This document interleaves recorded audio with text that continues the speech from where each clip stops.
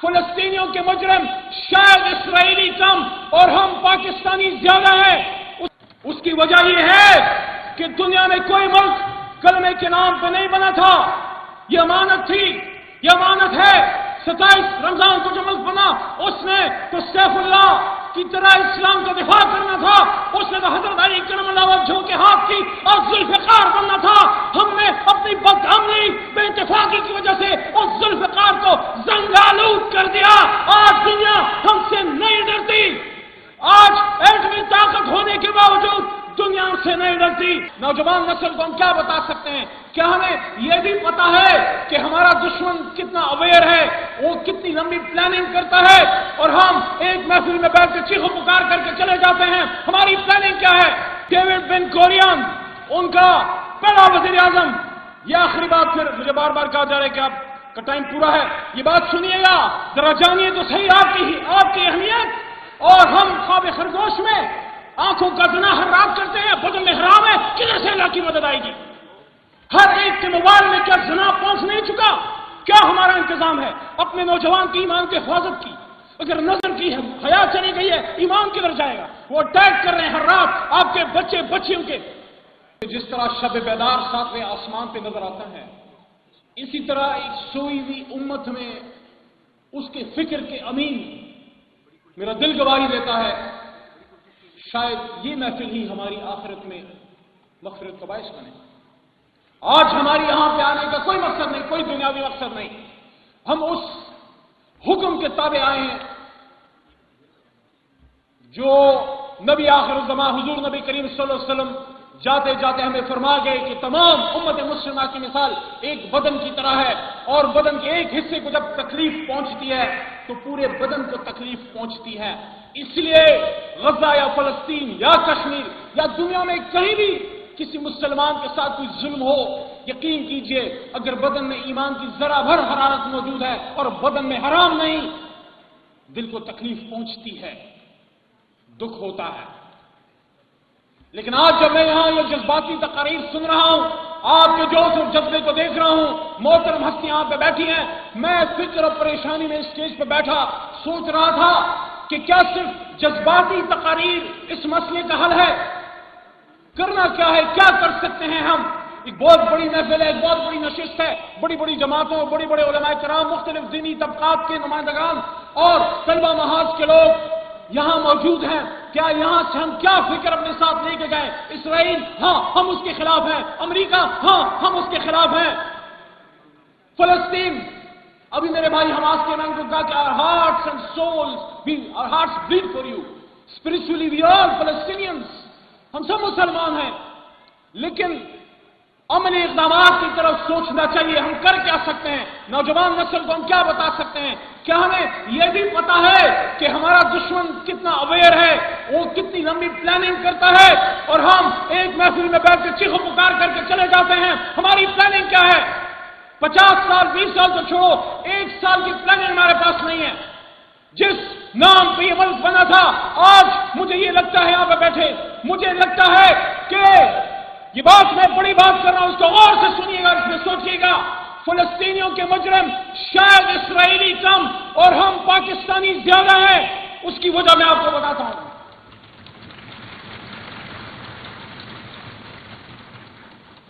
جدا ہوتی سیاست سے تو رہ جاتی ہے جنگ ازی۔ آج ہمیں یہ بتایا جاتا ہے سیاست میں دین کا کوئی عمل دخل نہیں۔ یہ وہ بات ہے جو ریاست مدینہ کی نفی ہے، جو حضور صلی اللہ علیہ وسلم کی تعلیمات کی نفی ہے۔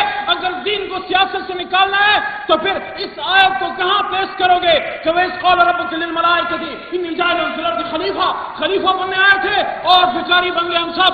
لیکن ہم گنہگار کیوں ہیں؟ لان تان، ایک دوسرے پہ لان تان، یہاں آ کے دوسرے کے لیڈر کے بارے میں بات کر کے ہم سمجھتے بہت بڑا ہو گیا۔ میں نے دنیا میں کوئی شخص نہیں دیکھا جس نے کسی کو ذلیل کر کے عزت کمائی ہو۔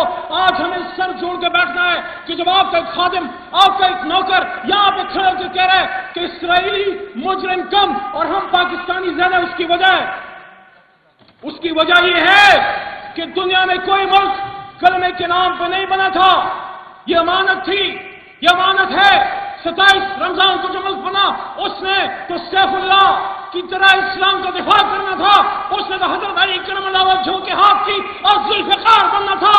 ہم نے اپنی بدعملی بے اتفاقی کی وجہ سے اس ذوالفقار کو زنگالود کر دیا. آج دنیا ہم سے نہیں ڈرتی. آج ایٹمی طاقت ہونے کے باوجود دنیا سے نہیں ڈرتی. آج پاکستان اگر وہ طاقت ہوتی جس کے لیے پاکستان بنا تھا، پاکستان کے وزیر خارجہ یا پاکستان کے وزیر اعظم کا ایک بیان کافی تھا. اسرائیل کو رات کو نیند نہ آتی. اسرائیل کی ایک وزیر اعظم گزری ہے، گولڈا میئر. میرے پاس شاید 1-2 منٹ اور ہیں. اس کی امریکہ کے صدر کے ساتھ ملاقات ہوتی ہے، فورن سیکرٹری کے ساتھ ملاقات ہوتی ہے. وہ وزیر اعظم گولڈا میئر جو مسلمانوں کی دشمن تھی، وہ اپنے ہاتھ سے چائے کا ایک کپ اس کے لیے بناتی ہے. اپنے ہاتھ سے، کوئی شاہی انتظام نہیں. اپنے کچن میں چائے کا ایک کپ بنا کے اس کو رکھتی ہے سامنے سیکرٹری آف اسٹیٹ امریکہ کے، اور اس کے ساتھ ڈیل کرتی ہے میزائلز کی، ٹینکس کی، نیوکلیئر ٹیکنالوجیز. اپنے ملک کو ہر طرح کی طاقت سے لیس کرنے کے لیے اس پہ سوال اٹھتا ہے اس کے اپنے پارلیمان میں کہ آپ اسرائیل کو کیا بنانے لگی ہیں؟ کیا یہ ایک سیکیورٹی اسٹیٹ ہے؟ کیا بنانا چاہ رہی واپس سے؟ تو وہ کہتی ہے آپ کے اور میرے نبی پاک صلی اللہ علیہ وسلم کے بارے میں وہ ان کو دشمن سمجھتے ہیں.